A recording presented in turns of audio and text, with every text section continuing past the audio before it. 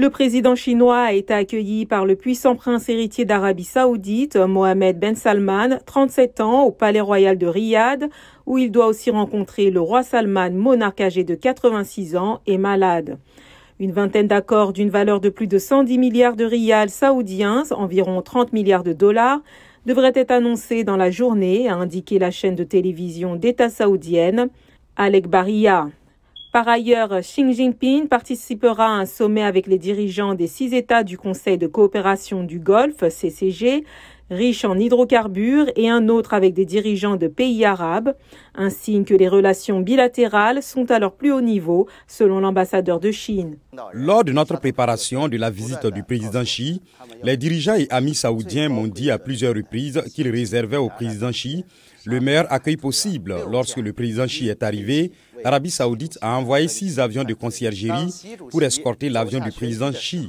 Alors que le président Xi descendait la passerelle, il a eu droit à un salut de 21 coups de canon et l'avion de concierge saoudien a traversé le ciel en crachant une fumée aux couleurs du drapeau national chinois.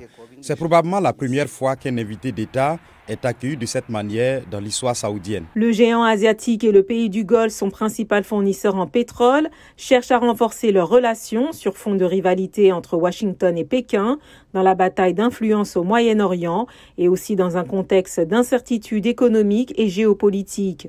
Ce voyage est le 3e de Xi Jinping à l'étranger depuis le début de la pandémie de Covid-19 en 2020 et son premier en Arabie Saoudite depuis 2016. Lorsque le président Xi s'est rendu en Arabie Saoudite en 2016, les deux pays ont établi un partenariat stratégique global et mis en place un comité conjoint de haut niveau. Les relations bilatérales se sont engagées sur une voie de développement rapide depuis lors. En 2019, lorsque le prince héritier Mohammed Ben Salman s'est rendu en Chine, il a annoncé le plan visant à promouvoir l'enseignement de la langue chinoise en Arabie Saoudite. Le gouvernement saoudien a déclaré qu'il soutiendrait l'enseignement de la langue chinoise dans plus de 700 universités cette année.